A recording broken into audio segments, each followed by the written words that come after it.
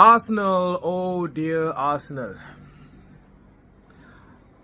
I don't know where to start. It's Southampton. Southampton. I was not expecting this. Being very honest, I did not watch the game. I was just thinking that it's going to be an easy win. Southampton is the last team on the table. And it shouldn't be so much of a problem for Arsenal after the 2 draws that they had.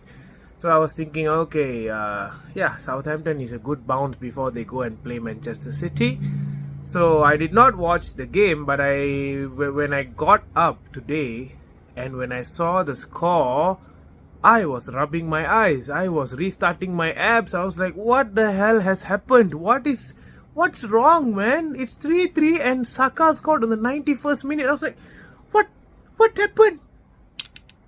What happened? And I was like, oh God, oh my goodness, how can this happen? And it already happened. I'm like, I got out of words. It took me about 5 to 10 minutes to get back to reality to know that Arsenal is actually bottling it. It's like, what is happening? What's wrong?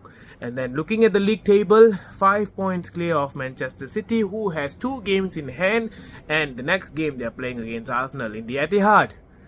And I was like, what is this, man? How can you lose points against Southampton? The one against West Ham is also a game that you should not be losing points.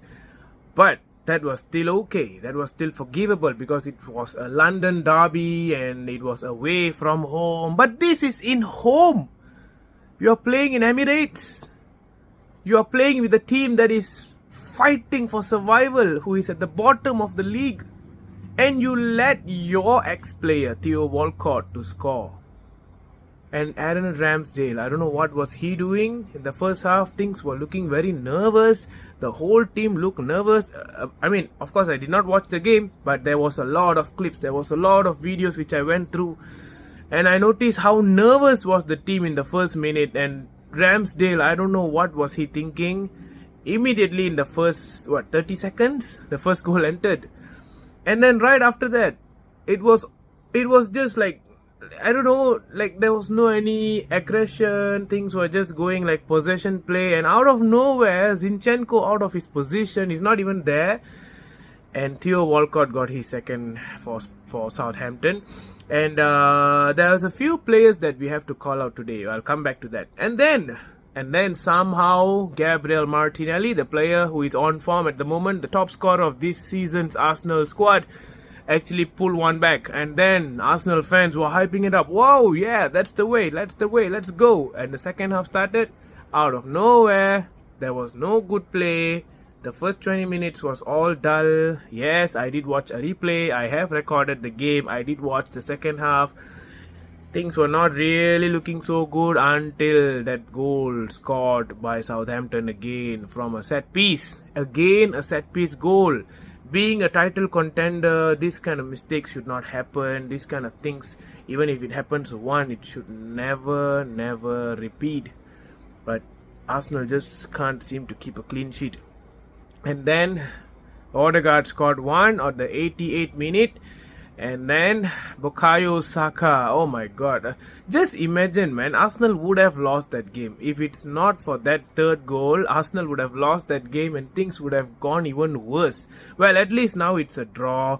You have to go City. You have to beat City, because if you even draw to City, and then the remaining fixtures that City has, if they win it all, City is going to be winning the title. So you have to go and win the game. Alright, you have to go and win the game. Arsenal have to win the game, and I don't know how you're going to do it. It's going to be difficult, but I still have hope. Sometimes, this whole English Premier League is just so unpredictable. Anything can happen. Look at today, man. Southampton. Who would have thought? Who would have thought? And at the same time, I have talked about City before. Go and beating Arsenal and then drawing to Nottingham Forest. So things can go wrong. It's just the form. Alright, so players that have to be called out today, Aaron Ramsdale, I don't know what he did today. He was good for Arsenal this whole season, but the past few games he had been having some issues. The second thing is Saliba's injury is affecting the whole team. Saliba, when he was there, when they were playing from the back, things were looking better, but Rob Holding is just not the person who can do that. Alright, even though the goals today were not related to Rob Holding, he is just not that Saliba level. So Arsenal really need Saliba back. Alright, and the next one is Zinchenko. I don't know. I mean, Zinchenko is a very good forward. He's similar to Trent Alexander-Arnold on the right. He's so good playing forward. He's so good playing as a midfielder. He's just not good at defending. He's really not good at defending. That goal, that comeback from Liverpool the other day was also Zinchenko's fault. So yeah, that was another issue. Another guy, Thomas Partey. Thomas Partey is hyped up by all Arsenal fans, and comparing him with Rodri, with Fabinho, with all those big center defensive midfielders. Really, Thomas Partey, for the past 3 to 4 games, I don't know what is he doing. He's just totally, I don't know what is he doing. He's one of the worst players today on the pitch. Alright, and then Gabriel Jesus, missing up to 2 to 3 chances which he could have buried in a normal game. If that was like a Haaland, that goal should have gone in. And Jesus is capable of scoring. I don't know what happened to Jesus yesterday. Jesus was like, I don't know. And then Arteta deserved to be blamed as well. You have Jorginho in the bench when Xhaka is out today. Xhaka is not even in the squad. I think he's having some illness. Why did you play Fabio Vieira instead of Jorginho? You have Jorginho in the back, man. You have a proven Premier League midfielder who has played so much of games for Chelsea. You brought him, and then why is he sitting on the bench? Why did you play Fabio Vieira, who looked clueless?